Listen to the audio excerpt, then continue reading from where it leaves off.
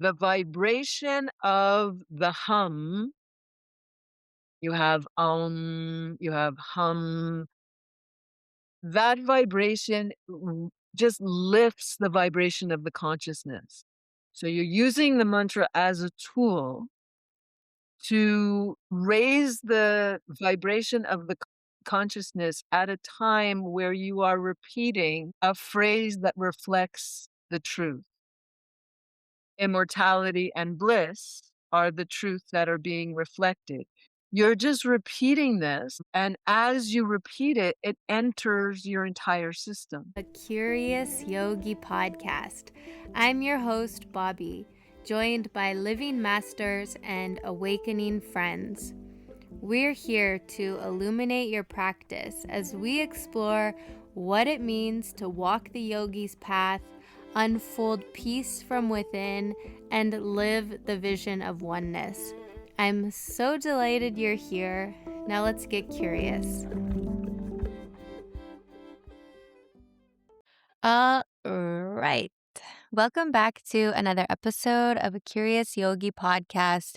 And as I've said many times before, I love this space. I love getting to talk and meet and just spend time with other fellow yogis and spiritual seekers. And really, if you've been following this podcast or listening to this podcast for some time, you know, I also get to share time with a lot of my friends and fellow devotees of my guru in northern India. And these conversations with fellow shams always just flow with a different kind of ease because we're speaking the similar language and we come from the same place of love and devotion and connection, which one can really only experience with fellow guru brothers and sisters. So it's a really profound conversation that I get to share with you with one of my quote unquote elder shams.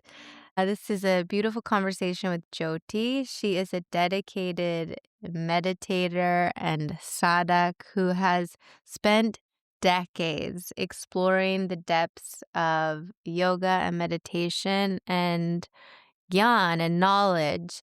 And she shares her journey to India, where she has ultimately found her true home, her true sense of who she is.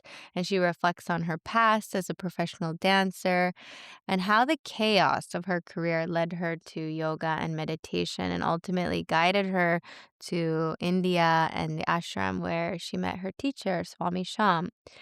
And I love this conversation because it kind of circles around conviction. And Jyoti really clarifies what conviction is in spiritual practice, and actually not necessarily the practice, but in who we are. And that it's the practice evolves, the situations, the circumstances in our lives evolve, but the true conviction for the sadhak, for the jigyasu, the curious yogi, lies in knowing who we are, and that truth remains constant and ever expanding. So I'm not going to give any announcements today, no self-promotion, just pure satsang, pure discussion of oneness and joy and delight. And I'm really happy to share this conversation with you and share this intimate friendship with a yogi who's been on the path many years. But it's not about Instagram followers. It's not about students. It's just about sharing and delighting in each other's practice. So happy to share this beautiful conversation with you, and we will see you on the other side. Welcome, Jyoti, to a Curious Yogi podcast. Thank you so much, Bobby. I'm overjoyed to be here.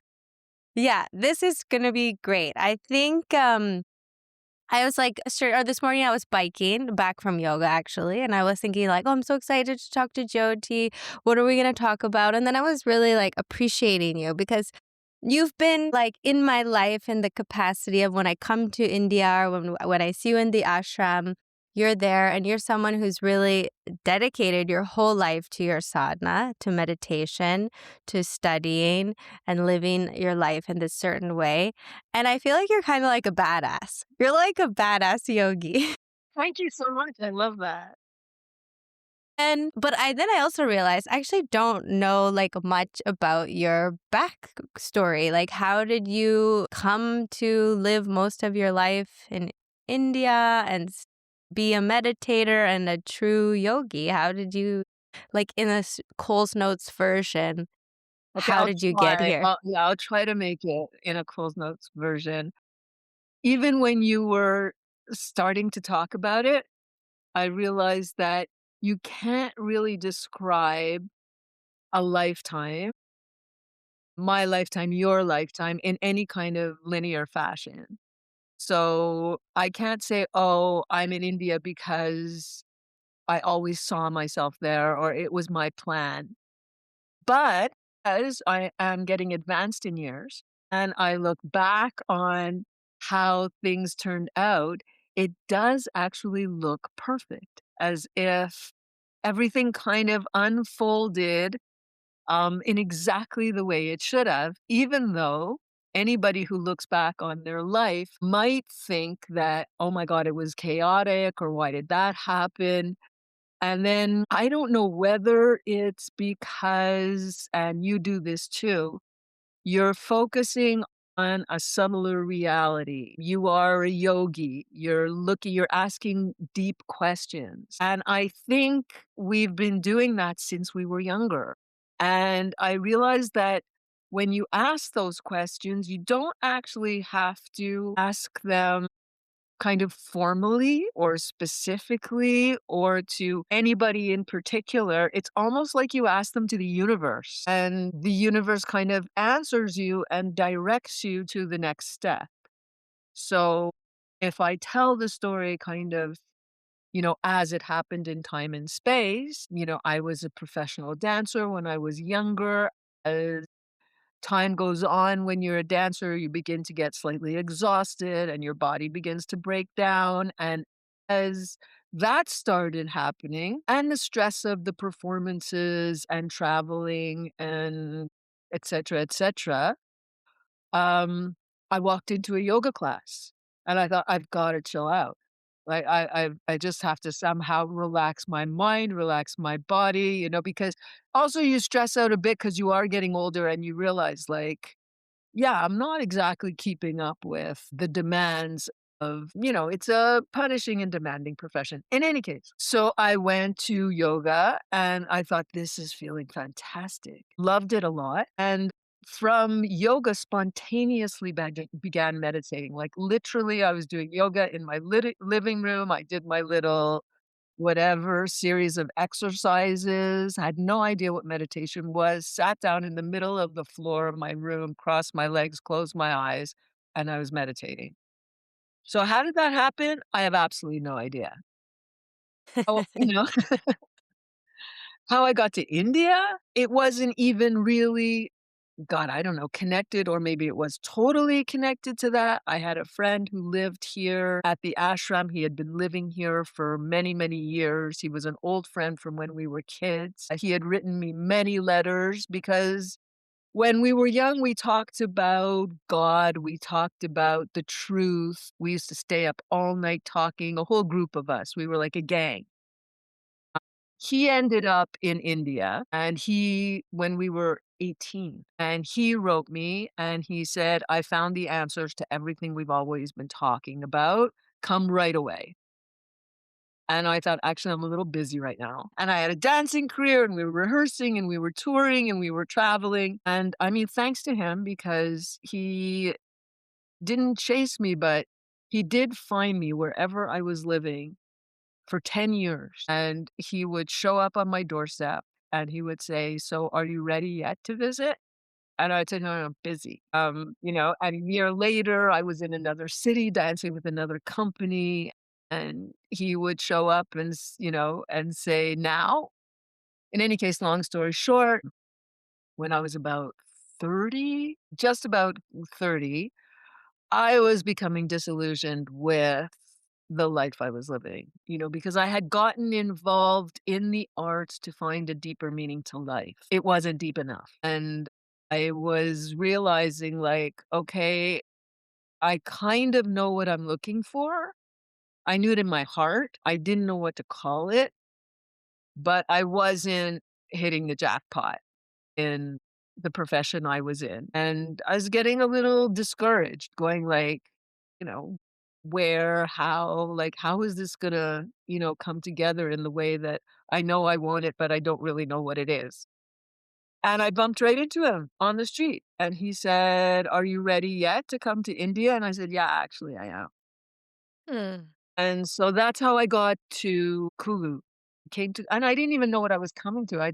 This was my friend who had lived in India for years. I didn't really know what he was doing, and I flew in on this crazy old plane where the seats were falling apart, and it was this tiny little plane, from Delhi, and I landed in this place that looked like, honestly, like the first Mad Max movie, like the end of the world. And we were driving from the airport to where the ashram was, and I thought, "I love this place." I just loved everything about it, just sort of like the end of the earth and it was chaos and there were cows all over the road and, it kind of looked like, I don't know, like a bomb had hit it and they just left it that way. And I thought, "I love this place." And also, like, this road was on one side were these gorgeous mountains, like it's the foothills of the Himalayas, and down below was this amazing river. Anyway, I just thought, "What is this place? It's fantastic." So I don't know how I got here. It was definitely me looking for a deeper meaning to life and maybe a little good luck or being in the right place at the right time after being in the wrong place at the wrong time for a while. I don't know. Wow. And then what was your like, okay, 2 questions. What year was that Well, when you that landed on the plane? was 1990. Wow, 1990. Okay. And then so you arrive in this like end of the earth, loving all the surroundings. And then what was your experience when you went to the ashram? Was like when Yeah, so I went to the ashram, and I didn't know what the ashram was, he had never told me, and he said, "We'll go to Satsang," and I said, "Well, what's that?" yeah. I had no clue, and we walked up these stairs and onto an open air platform. It was like the roof of a building. There was a gorgeous tree that was growing up right over the side of the roof, and he introduced me to Swami Shyam. And all I remember is that Swami Shyam, he took my hand and he was holding it and he began to talk. And I thought, oh my God, here it is. Here is the teacher that I have always been looking for. There was an overwhelming sense of relief that this kind of undefined dream for knowledge actually did exist, because in Canada, it had started to look like it wasn't going to happen. And honestly, I don't know if I understood the meaning of the words he was saying. The knowledge is very deep, it's very esoteric. Sometimes it takes a while before actually literally you can kind of say, "Oh, he said this, and then it followed into this." But my heart recognized the truth. So what can we say? It was now, I would say it was in the vibration of knowledge. It was in the vibration of true knowledge that I recognized as my own. Like, as he was talking, there was this voice or whatever inside me that was like, "I've always known this. I've always known this." Hmm. So, Swami Sham, when he's talking, he says, "You are me. I am that. You are that. All this is that." It was the first introduction to the truth that there is no separation in life. And you can say between people, but it's not even between people. It's that all is one. And the recognition of all is one was exactly the right answer for me. because that, I believe, is what I suspected, but absolutely couldn't put my finger on at all, due to, the lack of somebody giving me the information, I guess, Hmm. or finding the right teacher. There were hints and clues. You realize there's hints and clues all through your life if you can pick them up. Anyway, so in retrospect, I would kind of say that it was a mixture of grace and also, Swamiji would say that like attracts like. So if you have a vibration of questioning deeper and looking for the subtle reality, you will actually be attracted to that vibration Hmm. where that subtle reality exists and like join with it. Beautiful. Nice. Wow. I can feel like such a sense of familiarity with your story of coming to the ashram because it is also how I felt. And I also went, I was like, what the heck is an ashram? Like, I had no idea. I had absolutely no clue what I was doing, and he didn't tell me, which was kind of fun because it turned out to be like the best surprise of my life. Totally. And it was kind of nice not having any idea Yeah. of what I was walking Hmm. into. Yeah. Okay.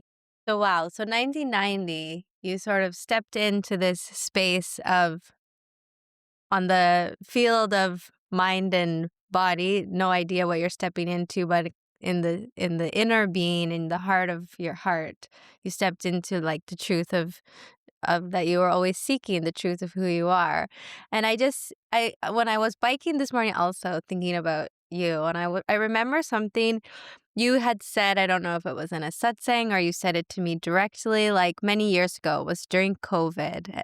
And you said something about having conviction in our sadhana. And it just kind of always stayed with me, like that, what you said. And I'm just wondering, like, in the years that have passed, or not, maybe not even the years, like you said, it's not linear, it's not time and space, but in your sadhana since that moment, how and like what has been your experience of having conviction in your spiritual practice? Yeah, I'm not sure I would say conviction in the practice. I would say conviction in the truth. Nice. The practice changes over time because of the way that it works here. A lot of the study is independent. You kind of create your own sadhana. You create your own program. You follow what your interest is. Do you like to sing? Do you like to read? Do you like to meditate? How is it that the knowledge speaks to you? Because everybody's completely different. Not everybody likes to read a scripture. The conviction is in the knowledge, in the truth. It is a fabulous, ever expanding experience that never gets boring. And so, what I would find is there would be a question that would come up.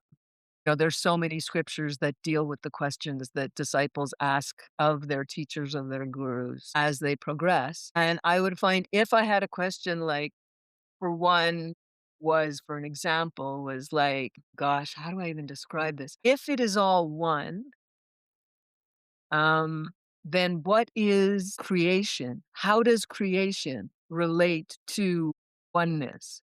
Because oneness is described as formless. Oneness is described as timeless, no birth, no death. So I think what would come into play was how do I resolve the question of apparent time, apparent space, apparent birth, apparent death to this truth of oneness. And as you ask those questions and as you focus your sadhana on the questions that come up, the answers come.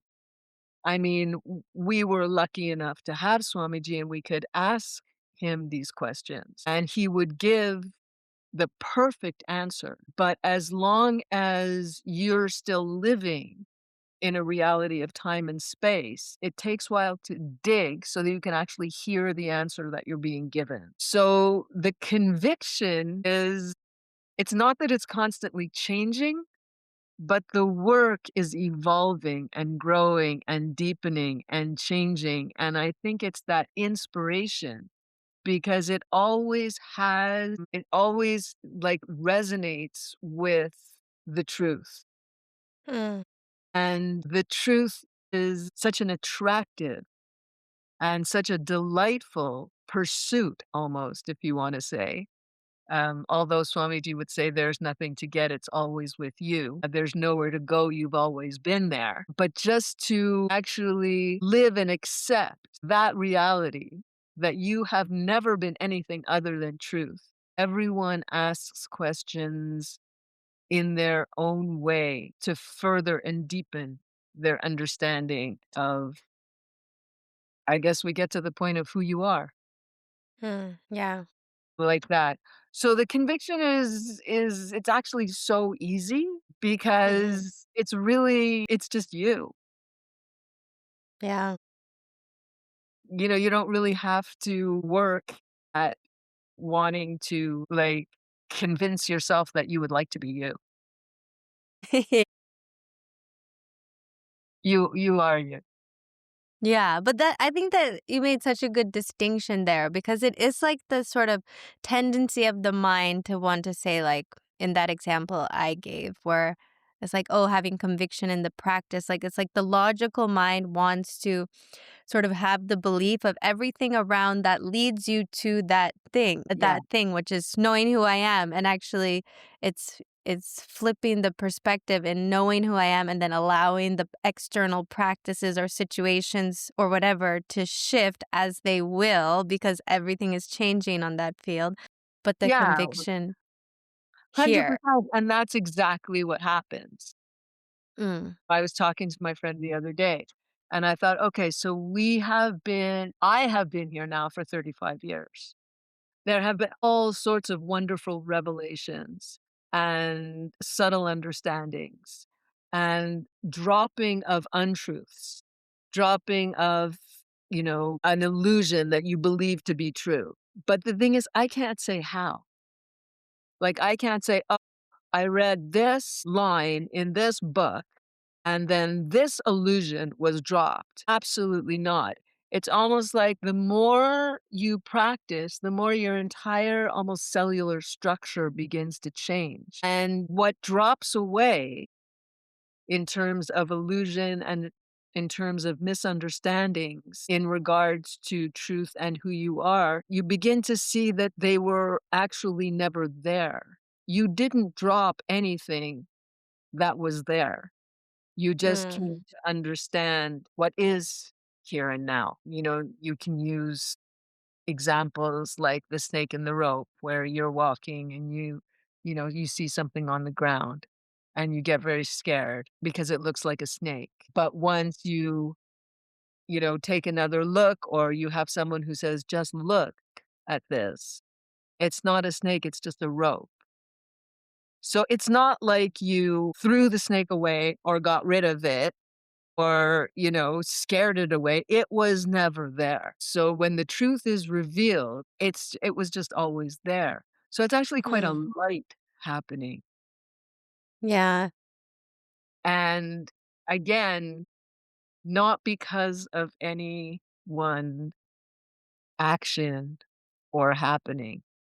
I believe it's just as the recognition of the truth becomes stronger and stronger in your being, it's almost just like shining a light in a dark room.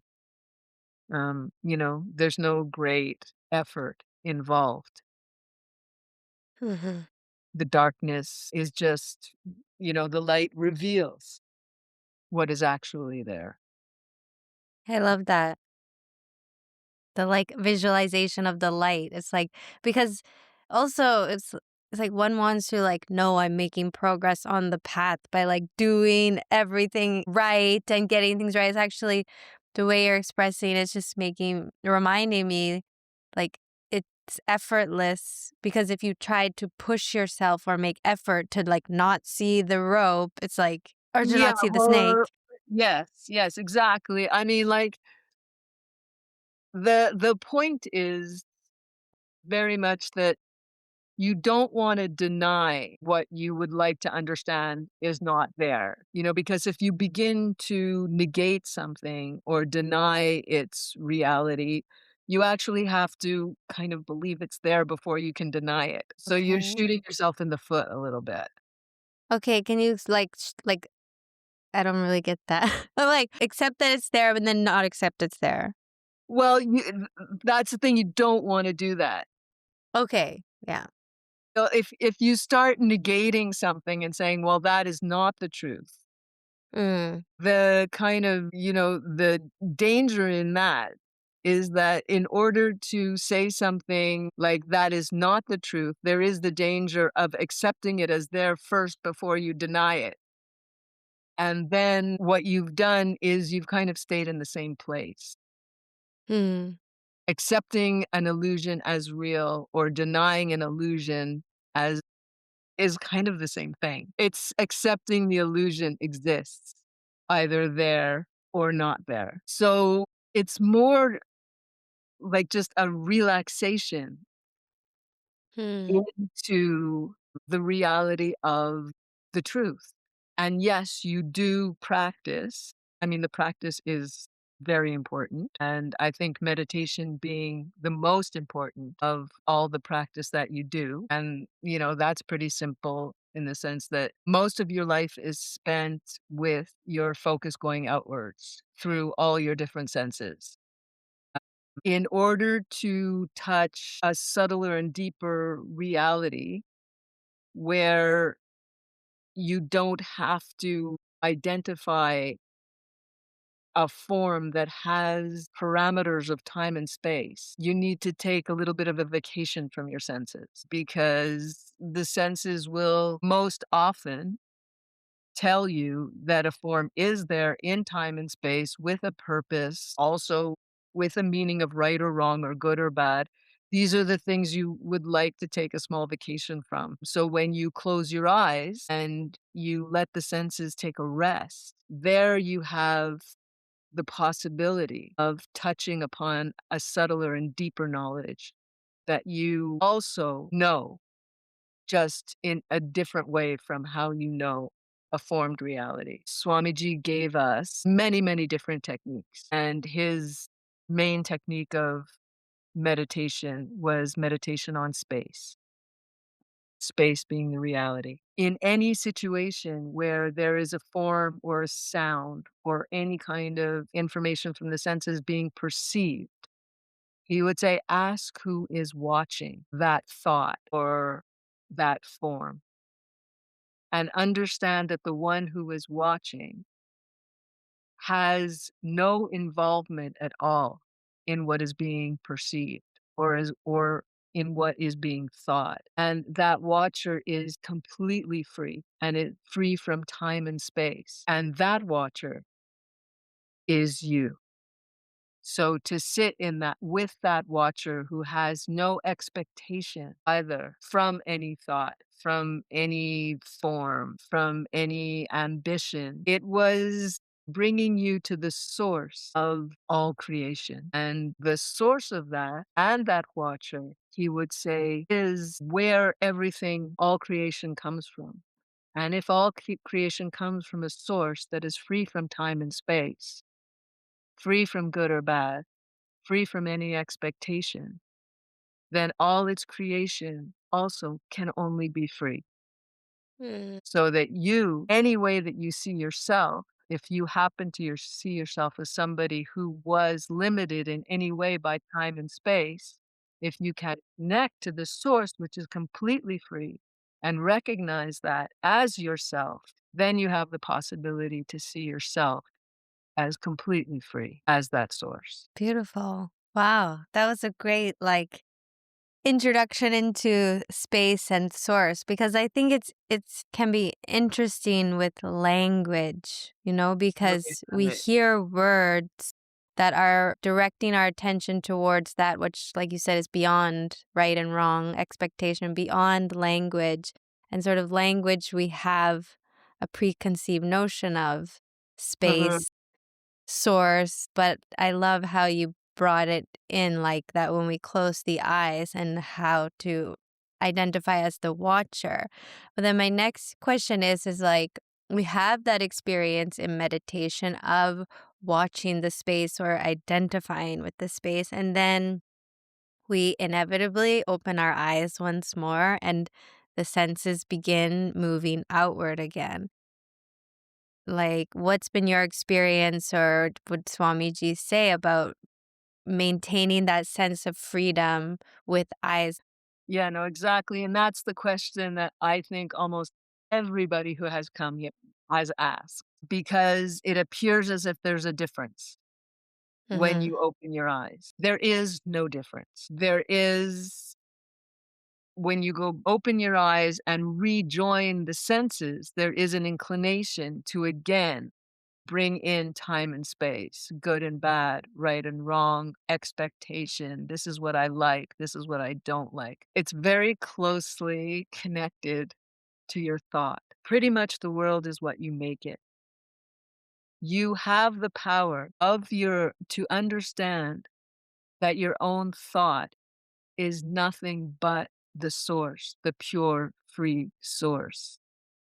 If you can understand that your thought is birthless, also birthless and deathless, then you can extend that to understanding that everything that gets processed through your thought, which is everything you see, hear, taste, touch, everything your senses get involved in, there's no conclusion about any of those things that are not processed through your own thought. So it's really just your own thought that is happening.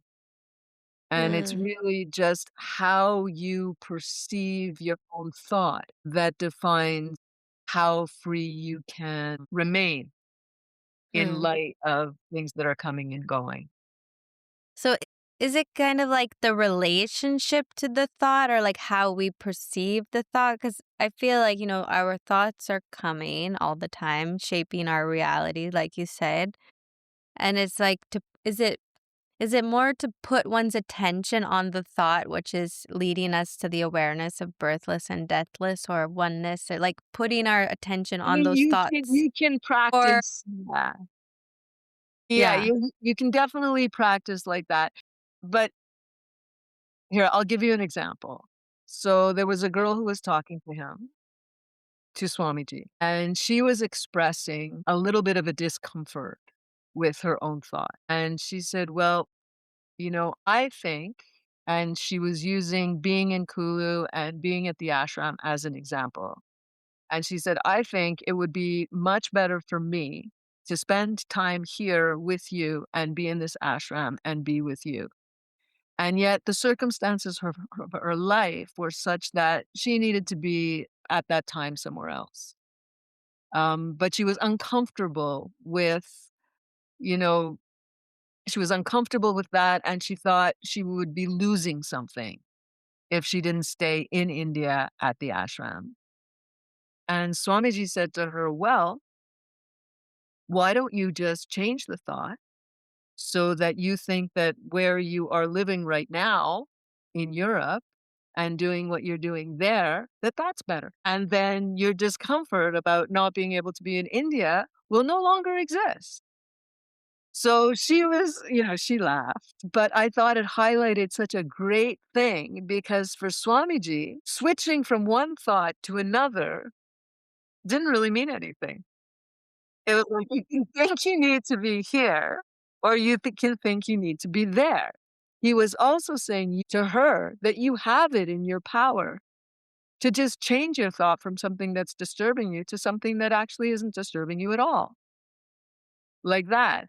So most people would say, well, that's impossible because my thought is such that I'm unhappy in this situation. And that highlights the power that thought can have over whether you remain free or whether you feel bound by things that you think are binding you. And I was listening to this interaction and I thought, wow, he's so cool because it's a hint at something even more.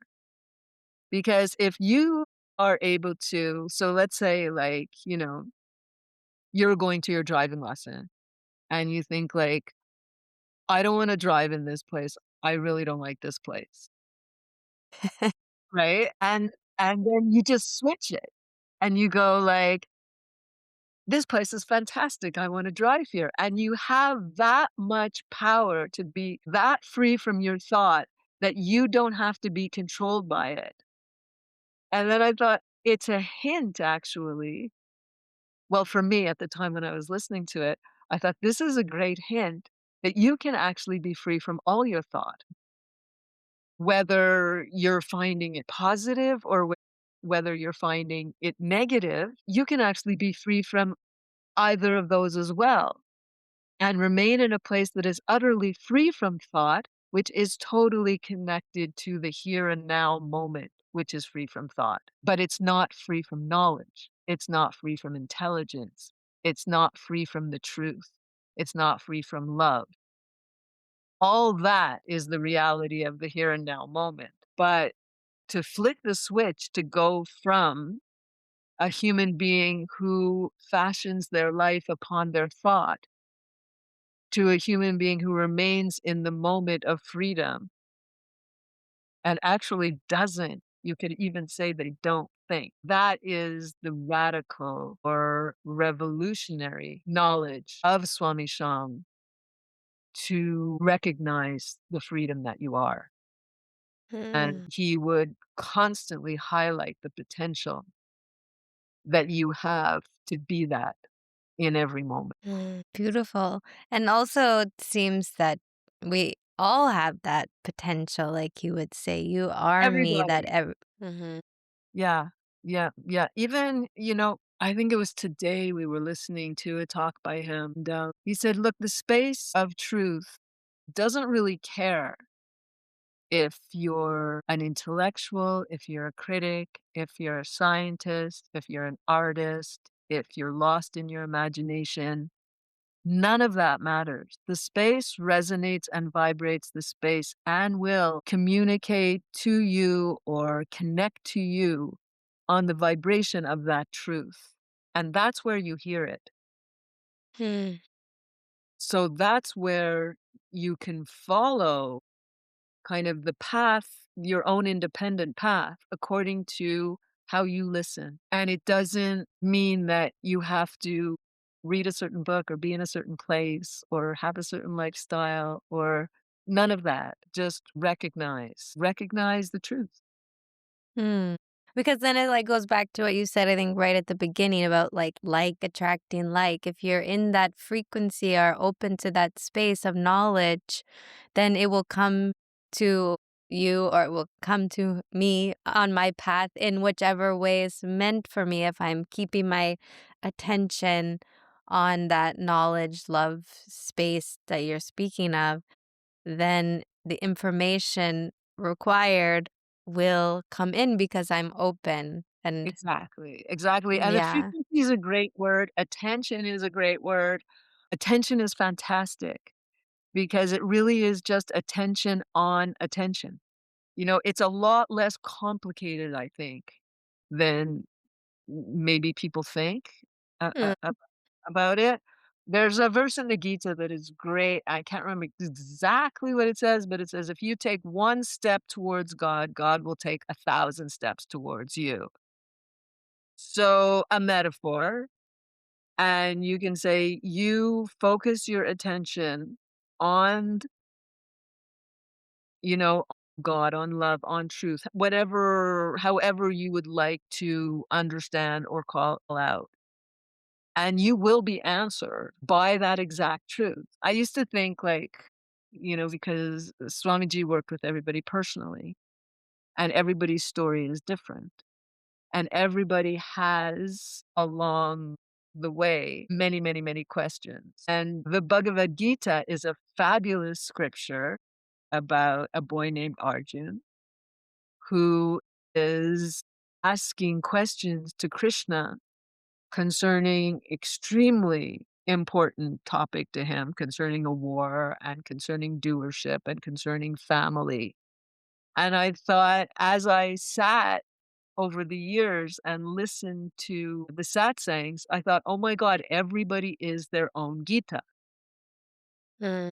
And Swamiji was Krishna to everybody's Gita. And every question kind of boiled down to, how can I be free when I am seeing myself as bound? And how you were bound was, totally unique to each person's life. And the questions that they came up with were utterly and completely unique. He has the capacity to free anybody, no matter how complicated their question may sound. Because for him, it was so simple. There is only one truth. So, I mean, it would kind of be like, if you were holding an orange and I was saying, like, why is that not an apple?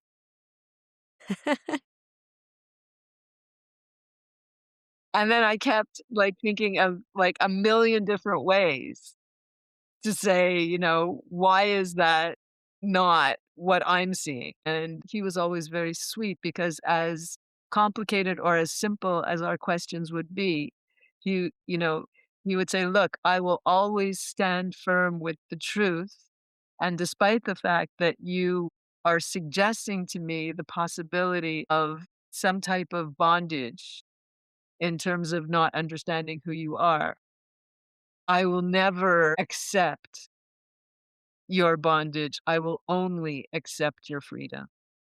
Mm, that's beautiful. I will only accept your freedom. I will not accept your bondage. Yeah, That's an amazing stance from the guru.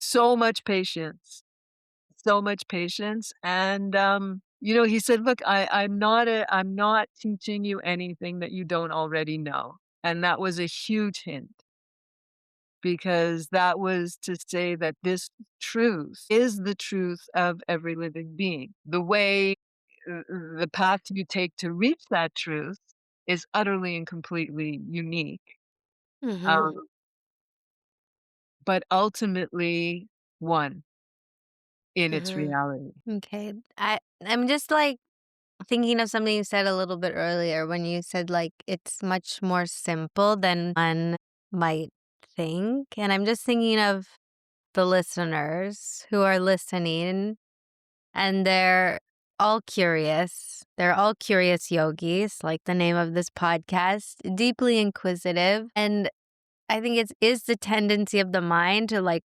complicate things or make things something that they appear to be something that's not. Like if we're speaking to the listeners, how can we simplify this, like you said it also at the beginning, like esoteric and deep knowledge, and maybe one doesn't have the blessing to sit at the feet of a guru and ask the question, what's the simple answer there?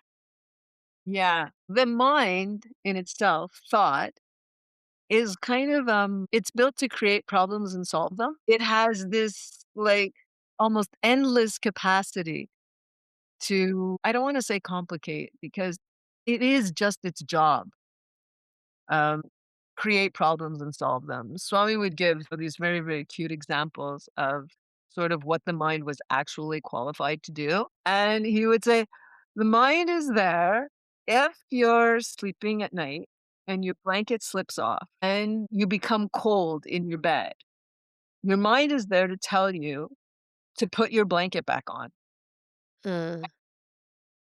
Your mind is not there to tell you who you are. It's almost like it's just not qualified for the position. And so then you get back to meditation, where you can take a break from the ongoing because, mental movement, mental action, it doesn't easily take a break. You want to be able to take a break from that.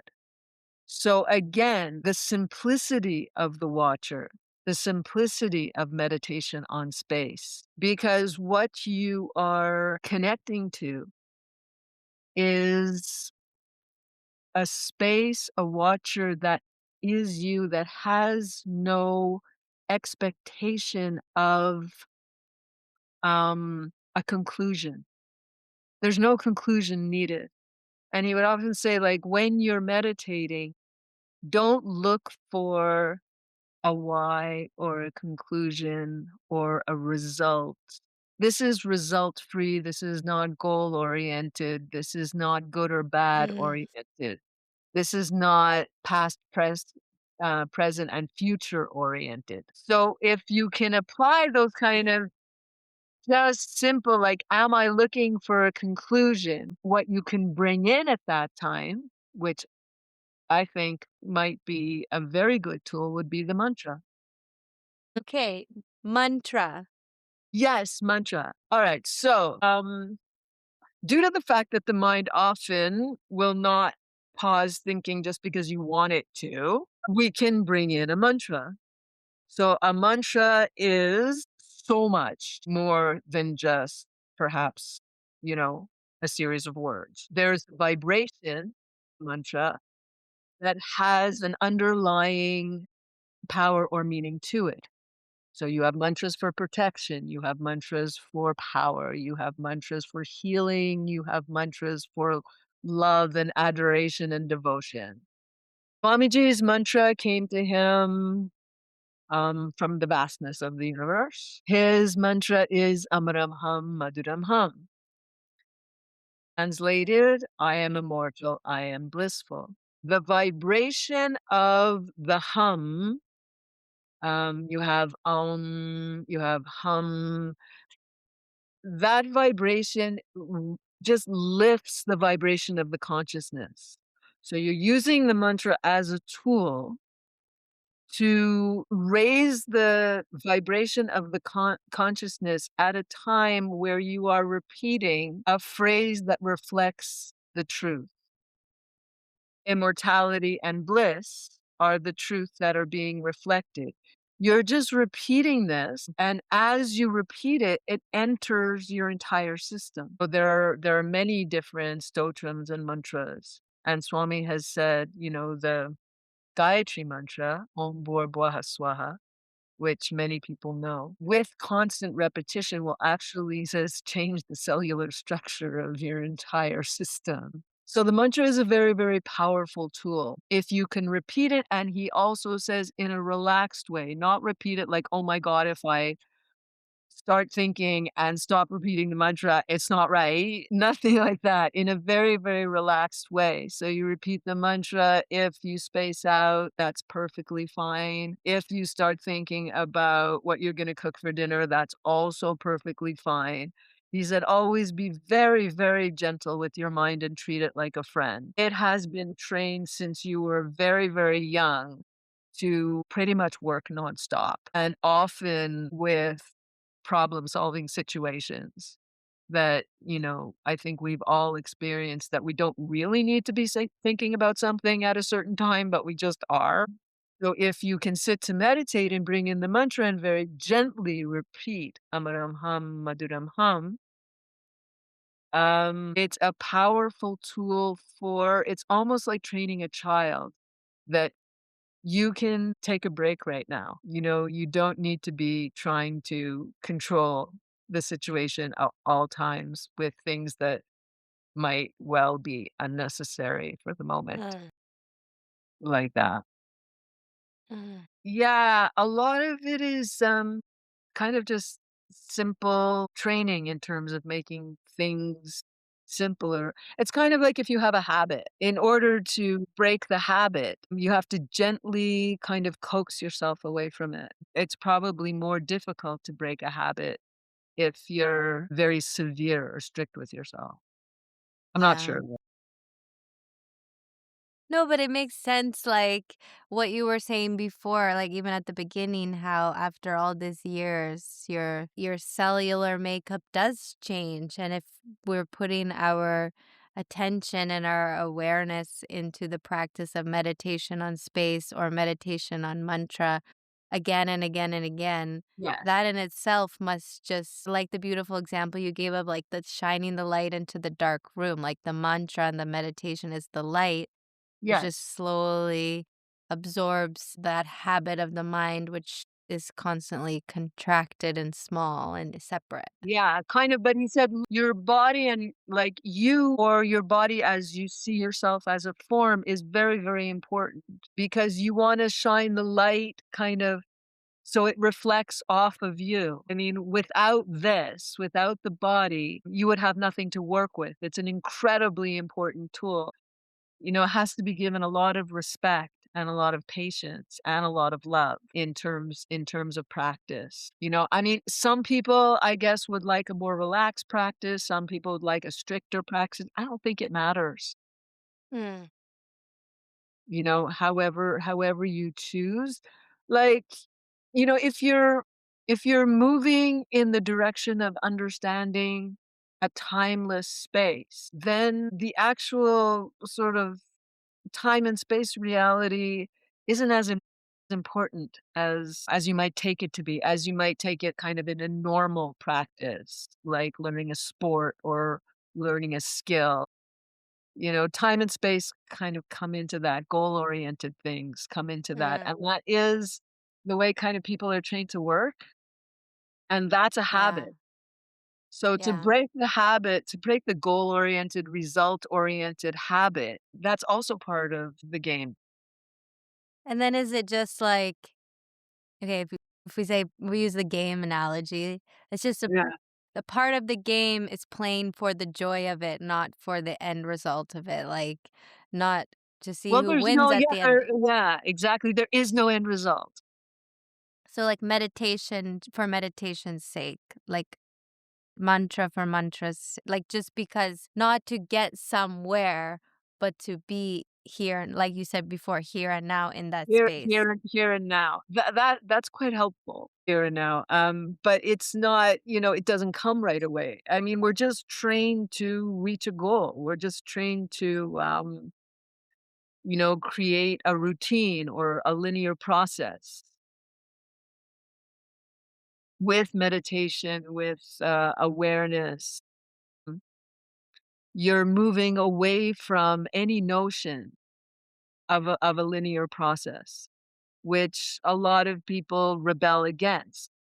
But even just in the action of rebelling, there's a great work and a possibility for revelation just in that. Mm. Because the questions that come up in the course of your practice or your sadhana, they're very important for you. Nobody can really copy somebody else's questions. Your questions will be your own. I mean, that's part of the marvelous things about some of the scriptures that we read is that they have absolutely every single question that you could ever imagine being asked in them, which is kind of hilarious as you go because you have somebody asking a question for hundreds and hundreds and hundreds of pages.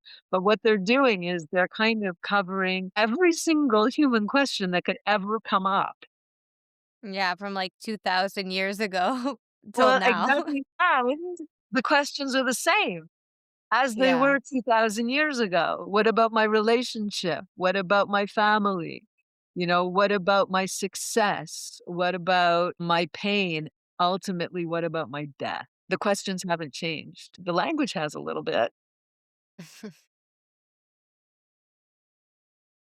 Yeah, it's just fascinating. And I mean, if we go back to conviction, you're involved in something that just never stops expanding and growing. It never gets boring. It just, becomes, you could say, bigger, but also more connected. Like, you just start to see yourself in everybody. You begin to recognize that the source of the truth of yourself is the source and the truth of everybody, and that is oneness. Hmm. And there you go back to Swami Shyam's great teaching of oneness. And oneness is not, a group of 100 people in a room all agreeing on the same point. Oneness is however many billions of people in this world as one truth, one being. I mean, that's another kind of large topic. No, but that's, I think, also, like, a segue into a perfect ending that you made a great point. There's apparently billion people, what billions of people. but what is that one underlying truth? And I think that's what everybody listening to this podcast is attracted to also and interested in. And I think it's just wonderful and inspiring and amazing to hear your perspective and your expression as someone who has been inquiring into that for the last 35 years. Yeah. I think the inclination for people to come together as one, um, is obvious no matter where you look. And you'll see people all over the world at all times trying to unify in oneness in whatever way they know how. And I just figure as long as people are questioning and moving in the direction of oneness, that opens more and more, and the answers come more and more. And you create an atmosphere of unity in a world that can, probably always, but, these days it seems to be just a little like a disconnect a bit, Hmm. and to be secure in the knowledge that the connection of oneness is real. I think what I see is a great movement in that direction, which I think is just fantastic. Hmm. Like like what you do and your podcast and bringing this information to as many people as you can. It's like, I don't know, it's like a movement of love. Yeah, I also definitely feel that. Well, if you look at in the direction of that, it goes back to like one of the original points you said right at the beginning, like attracts like. If I'm looking, I'm out here in the world. And when you told that story of that woman that sat with Swamiji was like, I want to be here. I don't want to be there. That's usually my standpoint, but You're right. I'm trying to also put my attention on that great movement towards connection and love. And when we do that, it is there, but we Yeah, I have mean, to yeah. change the thought to go towards it. Otherwise, we can see the other thought, which is just everything is a disaster and like a train wreck going on in the world, you know? Yeah, I mean, your choice. You can go in, one direction or another. What was I just thinking? It's like to have the certainty. I think that would be an important point, to actually have the doubtless certainty and faith in the reality of oneness. That would be the conviction. That would be what would be important. And then the power of that, I believe, carries you forward, carries you bigger, carries you more towards an atmosphere and a life and friends who are, I don't want to say like-minded because it's more like like-hearted, Nice word. but to really have faith in the truth. I think that's very, very powerful. And I think that is kind of the strongest move forward or move in the direction of peace. Hmm. To be kind of one foot in one camp and one foot in the other, that's a bit difficult Yeah. I love because, that we're like coming back to the conviction point. It's yeah. good.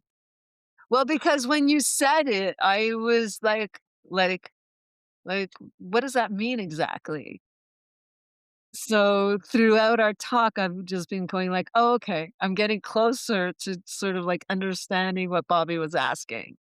Okay, but this is actually a good point because, or like a good moment here, because at the end of every episode, I ask the guests three last questions. And the last question I always ask, I'll ask you the other two after, but the last question I always ask is if you could sum this conversation up in one sentence, how would you sum it up? I feel like it has something to do with conviction. Gosh. Well, be who you are with a doubtless faith and conviction. Wait, Nice. who you are with doubtless faith and conviction. No, know who you are. Mm, See, because the problem is sometimes there's just so much wiggle room for misinterpretation, Yeah. you know? So you can say, okay, be who you are with doubtless faith and, and conviction. All right, I'm a boxer. Or, But know who you are. That was good. no, yeah. No. So then I was like, no, no, no, not be you. No. um, but see, the thing is, it is subtle, it is esoteric. So even if I just say, Bobby, know who you are, if you ask 100 people, what does that sentence mean to you? You will get 100 different answers. What if you were to ask them who you are beyond, or like who are you at the core, at the source, at the depth, you know? Yeah, absolutely. And you'd probably Yeah. get 100 different answers. But then this brings me to my next first Okay. last question that I ask, which is at this point in your own sadhana, are you still curious about anything? Kind of God, are is. you kidding? Yeah. It's like more and more because as the doors open to a deeper understanding, it just gets bigger. But the thing is, the questions are not, they're almost not literal anymore. The questions are more almost just a sense, or there is an opening that happens and you want to explore that opening deeper, and you get away from descriptive words. The Swami would always describe the space as that which cannot be described. So I would say even more and more and more, call it curiosity or interest, or even just fascination with a space that is beyond time, that has no parameters at all, and that is completely free from birth and death. So I believe that might be what you could call lifetimes of not study, but meditation, watching, being with Beautiful. that space. I love that. Lifetimes. We're in it. We're in it. Well, yeah, that's it.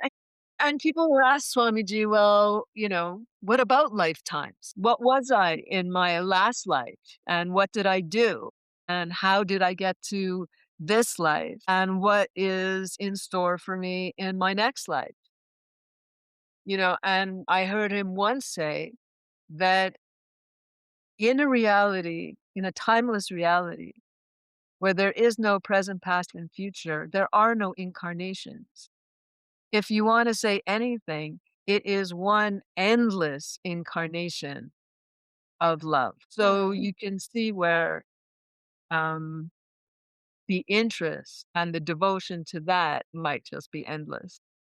Hmm. I love that as an end note. The endless incarnation of love. Yeah, go for it.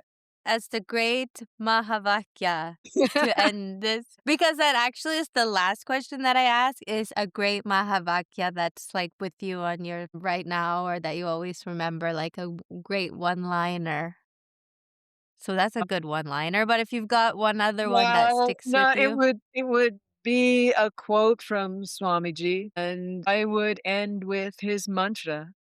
Amaram hum, Madhuram hum. I am immortal, I am blissful, which in itself is just, gosh, it's beyond fulfilling. It's kind of all that there is. So anyway, I just would say it's a joy to be lucky enough to find yourself in a place where you're surrounded by friends and an atmosphere in which this beautiful practice is just celebrated. And and I know that now there's people all over the world that are just so full of joy and delight over having this as part of their life in however they choose. hmm, hmm, yeah, beautiful.